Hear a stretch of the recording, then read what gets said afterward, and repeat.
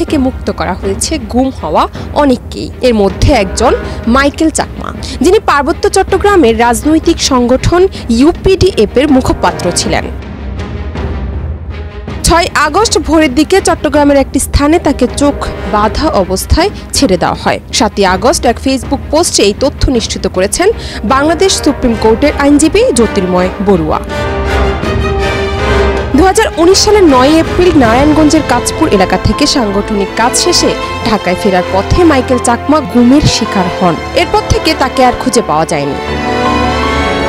Michael চাকমাকে উদ্ধার ও মুক্তির দাবিতে ইউপিডিএফ ও তার সহযোগী সংগঠনসমূহ, প্রগতিশীল ও মানবাধিকার সংগঠন, শিক্ষক, নাগরিক সমাজ সহ পরিবারের লোকজন নানা কর্মসূচি পালন করেছেন।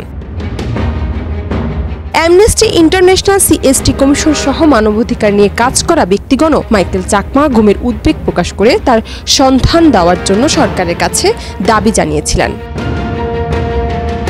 সংশ্লিষ্ট নারায়ণগঞ্জ থানায় অভিযোগ দায়ের ও মাইকেল চাকমার সন্ধান চেয়ে পরিবারের পক্ষ থেকে হাইকোর্টে রিট পিটিশন দাখিল করা হলেও এতদিন সরকারের পক্ষ থেকে তাকে উদ্ধারের কোনো পদক্ষেপ নেওয়া হয়নি।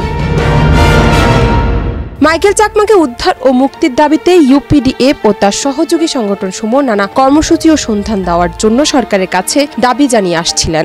সর্বশেষ ছাত্র গণ অভ্যুত্থানে আওয়ামী লীগ সরকারের পতন হওয়ার পর তাকে মুক্তি দেওয়া হয়। জান্নাত নিপু, দেশ রূপান্তর।